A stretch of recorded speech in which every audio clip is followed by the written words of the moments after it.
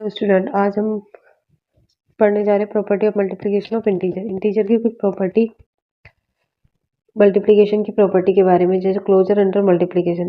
A and B is an integer for all integers are an A and B.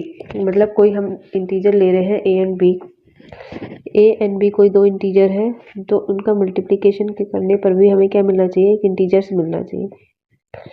तो मैंने ए ले लिया 6 और बी लिख लिया 4, तो इन दोनों का मल्टीप्लाई कर दूंगी। 6 इंटू 4 इज इक्वल टू 24, जो क्या है? इंटीजर है। पर अगर मैं डिवीजन के केस में देखती हूँ, डिवीजन के केस में अगर मैं ए इज इक्वल टू 6 ले रही हूँ और बी इज इक्वल टू 4 ले रही हूँ, तो डिवीजन क्या होता है? ए बाई बी क्या आएगा? 6/4। तो 2 3 जा 6, 2 2 जा 4, ये कितना होगा? 3/2 जी को, जो कि एक इंटीजर नहीं है। मतलब जो हमारा इंटीजर है वो क्लोजर प्रॉपर्टी में केवल मल्टीप्लिकेशन को होल्ड कर रहा है, पर डिवीजन को फॉलो नहीं कर रहा है। इसी तरह नेक्स्ट है commutative of multiplication for any integer A and B. मतलब हम कोई मल्टीप्लिकेशन ए और बी कोई नंबर ले रहे हैं, तो उसको रिवर्स करने पर भी उनका दोनों का रिजल्ट सेम आना चाहिए। जैसे ए मैंने ले लिया 3 और बी ले लिया 9, तो ए इंटू बी बोला, ए इंटू बी, ए की वैल्यू कितनी? 3 और बी की वैल्यू 9। उसी तरह बी की वैल्यू कितनी है? 9, ए की वैल्यू कितनी? 3। 9 3 जा 27 इज इक्वल टू 9 3 जा 27। तो दोनों की वैल्यू सेम आ रही है। मतलब जो इंटीजर है वो कम्यूटेटिव प्रॉपर्टी, मल्टीप्लिकेशन के अंदर कम्यूटेटिव प्रॉपर्टी को फॉलो कर रहा है। पर अगर हम डिवीजन के केस में देखते हैं, डिवीजन के केस में क्या होगा? A by B is equal to B by A. तो ए क्या लिया हमने? 3 और बी 9। इसी तरह B 9, A is equal to 3। तो 3 1 जा 3 जा 9, 3 3 जा 9, तो कितना है? 1/3 इज इक्वल टू 3, जो कि दोनों सेम नहीं है। मतलब जो डिवीजन है वो कम्यूटेटिव को फॉलो नहीं करता, डज नॉट होल्ड, इसको होल्ड नहीं कर रहा है, जबकि मल्टीप्लिकेशन इस प्रॉपर्टी को होल्ड कर रहा है। नेक्स्ट है multiplication is commutative for integer. Multiplication is commutative for integer. Next है मल्टीप्लिकेशन बाय जीरो। अगर हम किसी भी इंटीजर को जीरो से मल्टीप्लाई करते हैं, जैसे ए है, ए को हमने जीरो से मल्टीप्लाई किया तो जीरो आया। उसी तरह -4 अगर मैंने ए ले लिया तो जीरो जीरो। अगर ए की वैल्यू मैंने 3 ले लिया तो भी जीरो से मल्टीप्लाई करते हैं तो जीरो। पर अगर हम किसी इंटीजर को 4 को जीरो से डिवाइड करते तो वो जीरो नहीं आएगा, वो क्या आएगा? Defined, not defined. मतलब किसी भी नंबर को जीरो से अगर डिवाइड करोगे तो उसकी कोई मीनिंग नहीं निकलेगी, इसलिए नॉट डिफाइंड माना जाता है, या मीनिंगलेस है, या मीनिंगलेस बोलेंगे इसको। इसी तरह नेक्स्ट है मल्टीप्लिकेटिव आइडेंटिटी। मतलब हम कोई इंटीजर ले रहे हैं ए, उसको किस नंबर से मल्टीप्लाई करें कि हमें वही इंटीजर मिले, तो इसको किससे मल्टीप्लाई करेंगे? 1 से। 1 से मल्टीप्लाई करेंगे तो हमें ए ही मिलेगा। इसी तरह अगर हम इसको 4 से मल्टीप्लाई करते हैं, किससे करते हैं? 4 ले लेते हैं, ए की जगह 4, 1 से करते हैं तो 4। इसी तरह -4 को अगर 1 से करते हैं तो कितना आएगा? -4। -6 को अगर 1 से करते हैं तो कितना आएगा? -6। मतलब हमें वही वैल्यू मिल रही है जो हमने अज्यूम किया है। मतलब मल्टीप्लिकेटिव आइडेंटिटी क्या हो जाएगी? 1।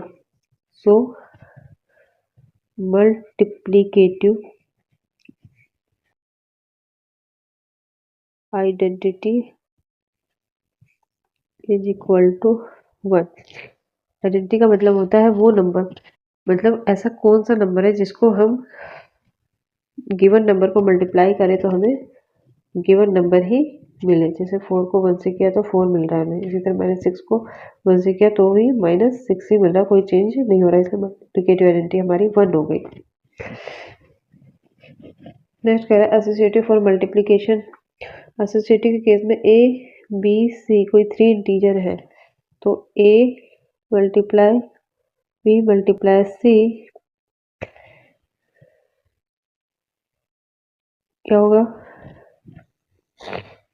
नहीं, A multiply B plus C, sorry, associative for multiplication क्या होगा, कोई 3 इंटीजर हमने ए बी सी लिया तो ए मल्टीप्लाई ब्रैकेट में B plus C is equal to होना चाहिए A multiply B multiply C, दोनों का रिजल्ट क्या आना चाहिए, सेम आना चाहिए। तो हमने कोई नंबर ले लिया A is equal to 4, B is equal to 2 और सी इज इक्वल टू 1। तो ए की वैल्यू क्या है 4 है, बी की वैल्यू 2, सी की वैल्यू 1 है। ए इज इक्वल टू ए की वैल्यू 4 है, बी की वैल्यू 2 और सी की वैल्यू 1 है। तो 4 2 1 जा 2, 4 2 जा 8 1, 4 2 जा 8 8 1 जा 8। ये दोनों LHS इक्वल टू RHS आ रहे हैं, मतलब कि एसोसिएटिव प्रॉपर्टी मतलब मल्टीप्लिकेशन जो फॉर इंटीजर के लिए होल्ड कर रही है, उसके लिए मल्टीप्लिकेशन इंटीजर के केस में एसोसिएटिव प्रॉपर्टी मल्टीप्लिकेशन के केस में होल्ड कर रही है, मतलब ये दोनों रिजल्ट क्या आ रहे हैं, सेम आ रहे हैं। इसी तरह हम देख रहे हैं डिस्ट्रीब्यूटिव प्रॉपर्टी। तो ए बी सी कोई 3 इंटीजर ले रहे हैं, A B C any 3 integer, then A is equal to 4, B is equal to 6 and C is equal to 2। तो यहाँ वैल्यू डाल देंगे हम, ए की वैल्यू है 4 मल्टीप्लाई बी की वैल्यू है 6 प्लस की वैल्यू है 2, देन ए की वैल्यू है 4, बी की वैल्यू है 6 प्लस ए की वैल्यू है 4 और सी की वैल्यू है 2। तो दोनों को सॉल्व करने से हमें LHS RHS दोनों इक्वल मिलना चाहिए, तो ये डिस्ट्रीब्यूटिव प्रॉपर्टी को होल्ड करेगा। तो 4 हो गया मल्टीप्लाई 6 प्लस 2 कितना हो 8, 4 6 जा 24 प्लस 4 2 जा 8, तो 8 4 जा 32 और 24 प्लस 8 कितना हुआ 32। मतलब ये दोनों LHS किसके इक्वल आ रहा है, RHS के इक्वल आ रहा है। तो इसका मतलब ये है कि जो इंटीजर है वो डिस्ट्रीब्यूटिव प्रॉपर्टी को भी होल्ड करता है। अगर हम माइनस के केस में लेते हैं, जैसे a -2 ले लिया, b -4 ले लिया और c -1 ले लिया, तो की वैल्यू है -2, b की वैल्यू -4, c की वैल्यू -1। उसी तरह a की वैल्यू -2, b की वैल्यू -4 मल्टीप्लाई a की वैल्यू -2, c की वैल्यू -1। अब इनको सॉल्व करेंगे -2 हो गया और ये -4 प्लस माइनस -1 हो गया, -2 और -4 को मल्टीप्लाई करेंगे तो 2 4 जा 8 और माइनस माइनस क्या हो जाएगा प्लस। उसी तरह यहाँ पे प्लस आ जाएगा, माइनस माइनस प्लस और 2 1 जा 2।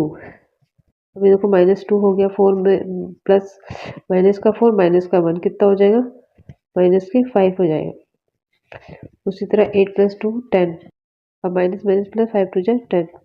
मतलब ये नेगेटिव इंटीजर भी लेंगे तो भी ये क्या करेगा, डिस्ट्रीब्यूटिव लॉ को फॉलो करता है। इस तरह हमने इंटीजर्स की कुछ प्रॉपर्टी को डिस्कस किया। अब इससे रिलेटेड क्वेश्चंस हम नेक्स्ट वीडियो में सॉल्व करेंगे। Thank you.